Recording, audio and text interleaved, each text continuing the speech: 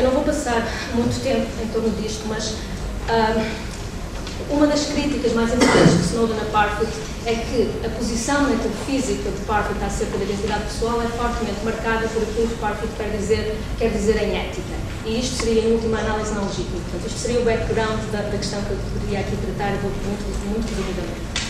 Portanto, este é o verdadeiro problema para Parfit, o problema What Matters, e, aliás, é um problema que marca aquilo que eu diria que é o aspecto, um dos aspectos mais atraentes e mais estimulantes do pensamento de Parfit. Parfit não trata só de identidade, de teletransporte, de casos de ficção, casos de função. Ele trata sobretudo de ética, da relação entre a metafísica e a ética e da relação entre aquilo que nós pensamos que somos e as nossas razões para agir. Portanto, Reasons and Persons é acerca disso, não é só acerca de identidade pessoal. Portanto, quando eu falo aqui de ética, falo de um campo que eu definiria como sendo acerca daquilo que importa e sendo acerca das razões para agir. E o ponto do Parfit é que as falsas crenças quanto à nossa identidade pessoal são um enorme obstáculo para a ética, na medida em que, de alguma forma, nos sonegam aquele que é para ele o bom ponto de vista para nós pensarmos sobre aquilo que importa. E é aqui que ele é absolutamente parcial. Qual é o bom ponto de vista para nós pensarmos sobre aquilo que importa? Penso que toda a gente sabe que Parfit é um utilitarista e Reasons and Persons, como diz o título, não é apenas ou sobretudo acerca de pessoas, é acerca de razões para agir e para a ponderação das razões para agir é decisivo nós ganharmos o direito, vou usar o termo do professor Pedro Galvão, que acho que não está aqui, ganharmos o direito ao ponto de vista do universo. O utilitarista precisa do ponto de vista do universo. Precisamos de poder descrever aquilo que importa nas nossas vidas de uma maneira impessoal. E, para Parfit, é muito importante aqui deixarmos cair a suposição da racionalidade da ideia de interesse próprio, ou aquilo que se chamaria o egoísmo racional. By default, fora da filosofia, por exemplo, na economia, a ideia de escolha racional, egoísmo racional, é frequentemente tomada como simplesmente garantida. É assim que os agentes humanos são. Para Parfit é, pelo contrário, muito importante ganharmos o direito a falar de razões para agir que sejam agent neutral, portanto, neutras aos agentes, não centradas no eu. E tudo isto porquê? Porque tudo isto é crucial para a ética. E Parfit diz sempre de forma bombástica e otimista: a ética ainda não começou, a história da ética ainda não começou, está tudo apenas prestes a começar. Um exemplo de o que é que isto poderia ser importante para a ética. Se nós cessarmos de acreditar que as pessoas são entidades existindo separadamente e começarmos a acreditar que a unidade de uma vida não envolve mais do que as várias relações entre as experiências nesta vida, tornar-se-á então mais plausível estarmos mais preocupados com a qualidade das experiências e menos preocupados com o de quem são essas experiências. Na prática, questões que vocês encontrarão na obra de Parfit que de alguma forma têm a existência depois desta postura. Porquê que cada um de nós há de ter uma preocupação especial com o seu próprio futuro? O que é que faz com que sobreviver seja bom? É claro que nós queremos quase todo o tempo, obscuramente, continuar a viver e sobreviver. Mas Parfit diz, pode ser que isso não seja aquilo que mais importa, sobretudo se a natureza da identidade pessoal não coincide com aquilo que normalmente, ilusoriamente, dela pensamos. Aceite a não importância da identidade, este é outro grande tema de Parfit, unimportance of identity, a não importância da identidade pessoal. Aquilo que faria com que o futuro de todas as pessoas aqui fosse bom, pode perfeitamente não coincidir com a continuação de cada um, a continuação de si para cada um de nós agora. Bom, eu tinha-vos dito então que me parece que a convicção what matters more than personal identity, aquilo que importa mais do que a identidade pessoal, é a verdadeira convicção central do Parfit. Ele é um neo-Lockeano, ele é de alguma forma um dualista acerca da identidade pessoal, mesmo sendo um materialista, mas aquilo que verdadeiramente lhe importa é este what matters. É esta ideia que dá unidade a um edifício fascinante, o edifício da obra de Parfit, em que os problemas vão, é verdade, desde o teletransporte, mas também até, por exemplo, políticas públicas ou políticas médicas relativas ao futuro, relativas às gerações futuras. Portanto, aquilo que ele começa a ponderar são as nossas razões para agir. Bom, mas o meu ponto hoje é que tudo neste edifício de Parfit se baseia em intuições e, sobretudo, na intuição da separabilidade pessoa-animal em cada um de nós. Eu penso que isso não pode, não funciona. Bom, passo então à crítica de Snowden.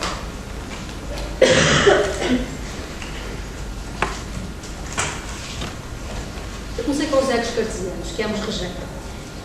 Para Parfit, as pessoas não são egos cartesianos, certo? Mas as pessoas não apenas não são egos cartesianos, ele também diz em 2012, as pessoas não são animais humanos. Como ele diz, eu tenho imensa pena, gostaria muito que os animalistas tivessem razão, mas os animalistas não têm razão.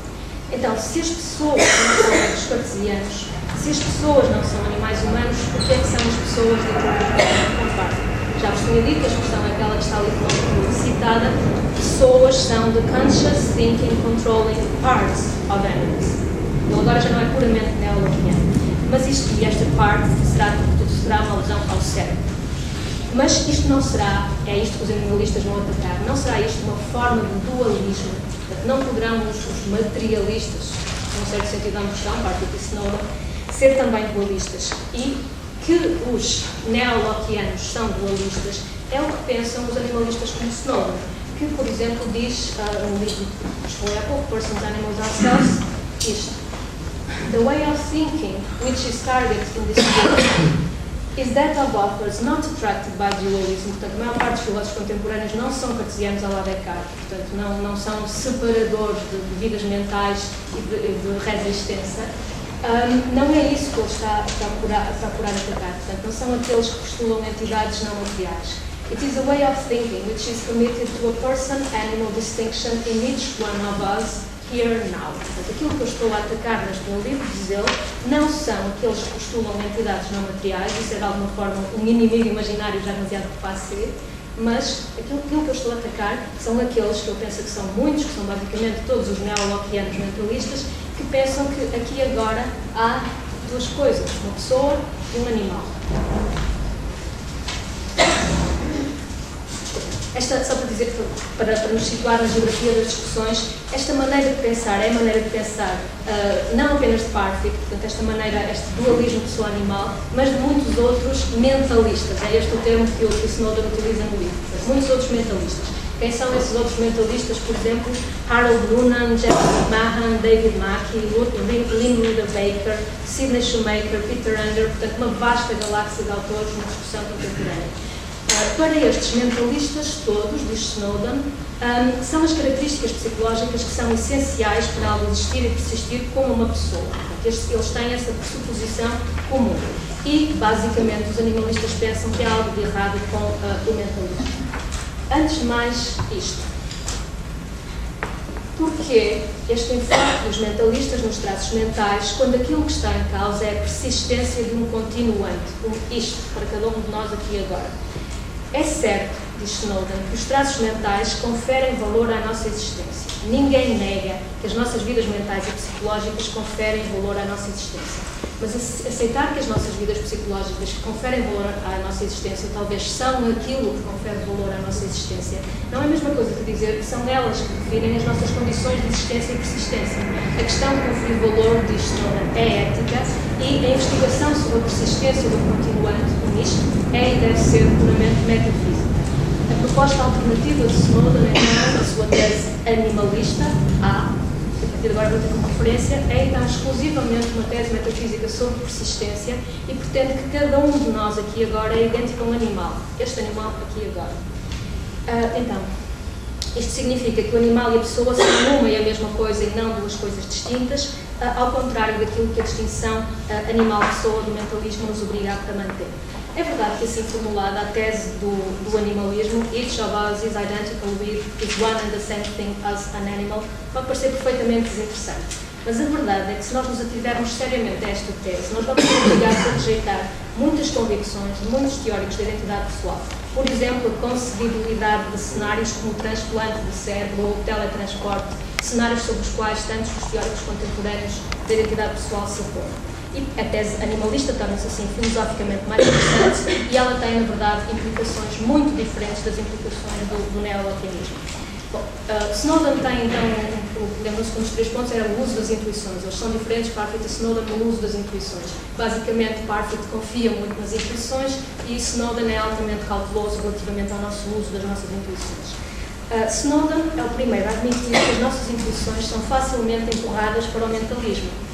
O muitos de nós seremos intelectuais e, portanto, a nossa valorização da nossa existência pessoal e da nossa vida psicológica passará em grande medida por essas características, diz Snowden, mas ele quer compreender a natureza dessa pressão para a intuição mentalista. E, ao longo do livro, analisando em alguns casos, vai sugerir, aqui não vou olhar para tudo, vou já dizer para que vou olhar, que, na verdade, se nós classificarmos e analisarmos essas intuições uma a uma, vai ele dizer, não encontraremos exemplos plausíveis de dissociações A e não P, animal e não pessoa, e que a maioria dos casos de dissociação P e não A, pessoa e não animal, são igualmente implausíveis. O que é que seriam...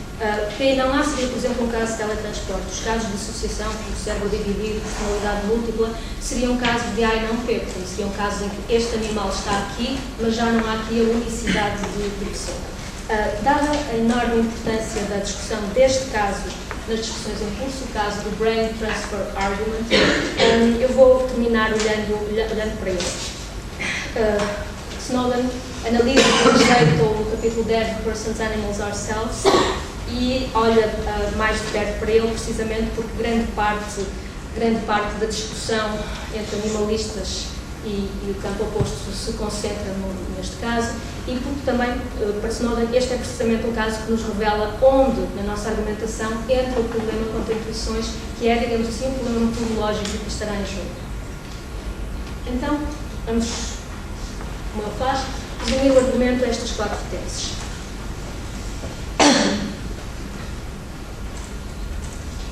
Não é absolutamente impossível que os nossos cérebros fossem transplantados para novos receptáculos ao mesmo tempo que manteriam as suas funções.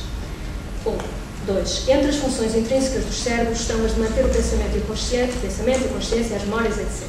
Um cérebro realojado, funcionando bem, sustentaria um sujeito de experiência com ligações várias ao sujeito doador. 3. Na nova situação, o sistema global não é o animal doador. 4. No entanto, o sujeito resultante suportado por este sistema é a mesma pessoa que o sujeito doador. Porque é possível, num cenário assim, que a pessoa sobreviva e o animal não sobreviva, portanto, P e não A pessoa não é o animal. E, portanto, A, a tese animalista, each of us is identical with, is one and the same thing as an animal, é uma tese falsa. Como é que Snowden olha para este argumento? Ele diz assim, todas as premissas são prima facie plausíveis. Não há que ninguém muito consciente a discutir esses assuntos. As premissas são plausíveis. Nós não somos, diz ele, no entanto, obrigados a aceitar o quarto. Não temos de pensar que o sujeito resultante suportado deste sistema, após o brain transfer, é a mesma pessoa que o sujeito doador. Quarto tem o estatuto de uma intuição. E há algo de muito, muito problemático aí. Snowden não tem, como ele próprio admite, nenhum knockdown argument contra este argumento. É também isso que significa ser cuidadoso. O que ele crê é que existem múltiplas razões para esta intuição ser problemática. E por isso, do ponto de vista metodológico, o que ele vai fazer é dar-nos formas de conceber alternativas a 4.